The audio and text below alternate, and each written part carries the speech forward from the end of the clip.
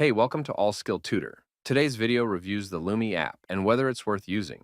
Quick disclaimer, this is an explained review based on user feedback and online data, not personal use or a visual demo. Lumy is a mobile app designed to help users track sunlight and golden hours for photography, outdoor activities, or simply planning daily routines. The app provides detailed sunrise and sunset times, golden hour forecasts, and light conditions tailored to your location. It positions itself as a tool for photographers, filmmakers, and outdoor enthusiasts who rely on accurate light planning. In actual use, Lumy is often praised for its clean and minimal design. The interface makes it simple to check golden hour, blue hour, and twilight periods at a glance. Users can plan ahead for specific dates and locations, which is especially useful for travelers and content creators. The app also supports widgets, allowing quick access to sun and light data directly from the home screen. Another highlight is accuracy. Many users appreciate the precise timings provided, which are powered by reliable astronomical calculations. This makes Lumy more dependable than generic weather apps that only show sunrise and sunset. For creatives, the ability to visualize how light changes throughout the day